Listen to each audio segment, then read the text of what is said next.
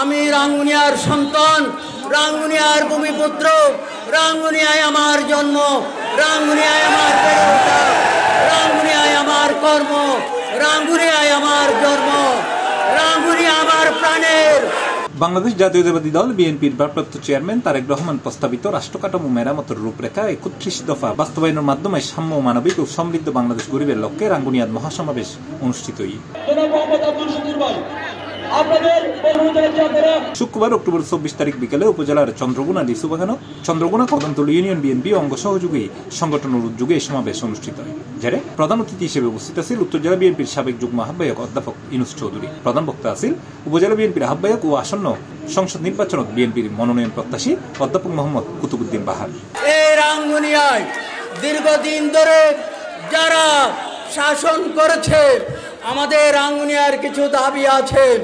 এই রাঙ্গুনিয়া আমার যে কাপ্তাই সড়ক, এই কাপ্তাই সড়ককে ৪ লেনে উন্নীত করার, সেই ব্রিটিশ আমলে যে কাপ্তাই সড়ক হয়েছে সেই কাপ্তাই সড়ককে ৪ লেনে উন্নীত করা হবে ইনশাআল্লাহ। বাংলাদেশ জাতীয়তাবাদী দল যদি ক্ষমতায় আসে, আমাদের প্রথম দাবি হবে কাপ্তাই লেনকে ৪ লেনে উন্নীত করা এবং মরিয়ামনগর রাঙ্গামাটি যে ডিসি সড়ক আছে, এই ডিসি সড়ককে আপনার সম্প্রসারণ করা।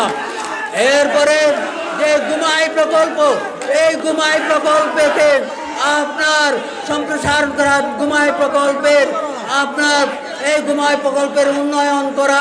ইউনিয়ন বিএনপির আহ্বায়ক শামসুল আলম কন্ট্রাক্টরের সভাপতিত্বে ও চন্দ্রগুনা কদমতলী ইউনিয়ন বিএনপির সদস্য সচিব আব্দুল সালাম মেম্বার এবং উপজেলা যুবদলের যুগ্ম আহ্বায়ক মুজাফর চৌধুরীর যৌথ পরিচালনায় এর বিশেষ অতিথির বক্তব্য রেখে উপজেলা বিএনপির সদস্য সচিব আবু আহমেদ হাসনাত, উত্তর জেলা বিএনপির সাবেক সদস্য অধ্যাপক আজম খান, রাঙ্গুনিয়া পৌরসভা বিএনপির আহ্বায়ক মোহাম্মদ মাহমুদ সাফা সহ আরো বোধকে